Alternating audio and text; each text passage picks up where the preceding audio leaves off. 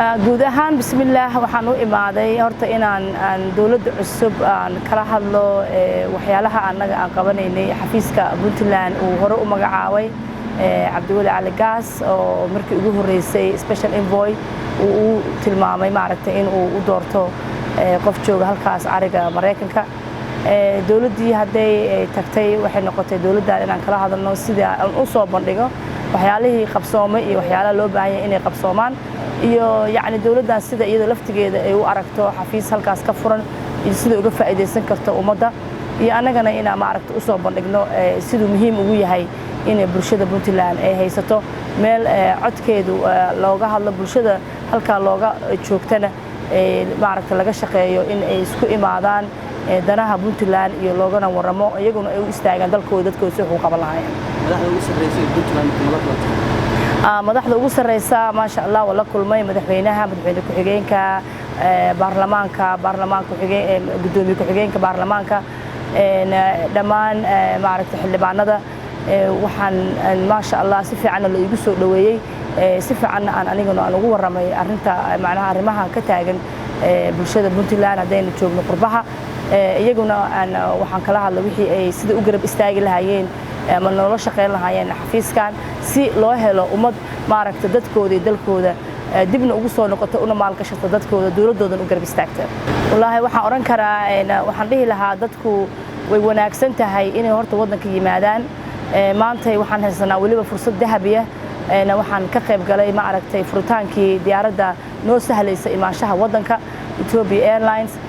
taa waxay noo sahli doontaa in wadankii la yimaado la maalgashto dadkii dalkii la arko awlaadayadii aan dalkayaga ku beerno jaceelkeeda iyo inay qofku xataa dhalinyarada wadankii wax ku bartay inuu laftigiisa ku hamiyo inuu dalka uu wax qaban karo uu ka shaqeyn karo uu macnaha maskaxdiisa ilbaxnimadiisa dib u soo cisho dadka waaweyn iyaguna ay keenaan fikir cusub iyo ilbaxnimo iyo maalgashi ayagana oo looga baahan yahay intaba ma aragtay wadanku u baahan yahay farxad iyo maaragtay dad isjecel iyo dadku soo dhaweynaya iyo kuna faraxsan dadkooda u soo laabta baan la kulmay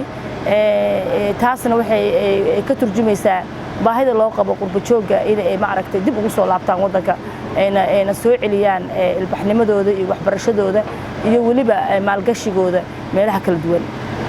marka safarkaagii waxaan ugu maanta waxa ka baxaysaa magaalada Garowe Puntland waxaan u socotaa wadankii aad ka timid marka safarkaagii guud ahaan hadii ku soo koobo gabadhii maslada guul waa ku dhamaaday wallaahi guul buu ku dhamaaday maxaa yeelay ma sha Allah dawladdii in ay macnaha ila qaadato fikirkii iyo hooshii aan ka wadna halkaas ayna igu garab istaagaan inay sidii ay xafiiskaas u xoojin lahaayeen intii ma aragtay hooshii ka socotana ay hore u sii wadaan wax alla wixii ma aragtay ku soo gudboonaada xafiiskaasna in ay iyaguna ay noqdaan dad garab istaagan dawladda oo dhanna ay ma aragtay tuseen inay muhiimad u tahay bulshada halka ku nool in ay dawladooda ay garab istaagaan iyaguna dawladdu ay garab istaagi doonto xafiiskaas sidoo u shaqeyn lahaa marka muhiimadeyda ugu weynba aanu imid halkaan intaas bay ahayd maanta munaasabadda ugu weyn oo hadda soo socota markii laga reebo maaragtay 1 Agosto waxa weeye waxa ku xigi doonta September 15keeda oo ah maalin maaragtay iyaduna muhiimadeeda leh maalin maaragtay ay noqon doonto inay Puntland soo bandhigi doonto waxyaalaha lagu maalgashan karo taas ay fursad u siinayso dadka ku degan meel walba bulshada Puntland meel kasta ay joogaan inay ma aragtay yimaadaan ay ogaadaan ma aha qofku inuu markaas uu asaga maalgashi diyaar u yahay laakiin muhiim tahay horta fikir inuu ka helo maxay Puntland export ku sameyn kartaa maxay ma aragtay ay haysataa maxaa xagee banaan oo laga maalgashan karaa oo dawladda iyo dadku ay macnaha contract dawladda ma siin kartaa bulshada si ma aragtay private u maalgashan karaan yani waxaas oo dhan waxa loo helayaa fursad lagu soo bandhigo iyo sida ay dawladdu ay u caawin doonto qofka raba inuu wadanka maalgashto in waxyaalo badan laga caawin doono lagu soo dhaweyn doono dhul haday u baahdaan cashuur dhimad haday noqoto intaba waxa lagu soo bandhigi doonaa maalintaas inay ma aragtay dadku ay yimaadaan aad baan ugu boorinayaa in ay laga faa'iideysto oo qof walba oo awooda uu yimaado una dhageysto una arko kadibna fikirkaas dib ugu laabto meeshuu ka yimid asaguna isku soo diyaariyo dadku uu ka yimidna uu la wadaago waxaan kaga faa'iideysanayaa horta STN waan u mahadnaqayaa maanta halkaan inay Garowe anigoo maanta jooga igu igu soo booqdaan aad baan ugu faraxsanahay mahad gooniya waxaan u celinayaa Cabdisataar oo ah ninka ma aragtay aan dhihi karo shahaado sharaf haddaan maanta qof siinayo Cabdisataar waa ninka igu garab istaagay xafiiska Puntland inuu shaqeeyo ma aragtay shakhsi waxa weeye aad aniga igu weyn Puntland qof kasta oo muhiim ah oo mas'uulana waan u sheegay dadka iyagana waa muhiim intii ma aragtay wanaaga garab istaagtay inaanu sheegno inaynu shahaado sharaf siino inaynu waliba meel walba ka sheegno qofku waxa la maal inay siisay ina meel walba golo kasta ka sheegtid waxa ka wanaagsan ina meel walba oo wanaagsan laga sheego Cabdisataar waa u mahadnaqayaa maanta halkaan in la igu wareysto asaga ka dambeeya inaan maaragtay xafiiska Puntland uu igu garab istaago iyada oo aan garab badan aan haysanin iyadana waan uga mahadnaqayaa oo maaragtay uu noqday in uu arkay muhiimadda ay leedahay inay xafiis leedahay Puntland bulshada Puntland ay isugu timaado danahooda iyo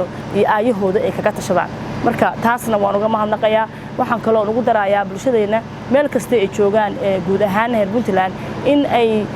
ay maaragtay arkaan halka loo socdo iyo maaragtay hoggaanka cusub inay la garab istaagaan taageero ay tahay waxaaga hadaada taageerin lahaanshuhu wax la heli kara ma ahan waxa leedahay oo la hubo maantay aniga garow marti kuma ihi alxamdulillah waxaan ahay qof maaragtay markaan soo istaago magacayga kaliya ba igu filan inaan meeshan ka soo jeeday waxaan ahay wax la heli karana taa ma ahan marka inaan maal gashano wadankeena dib ugu soo noqono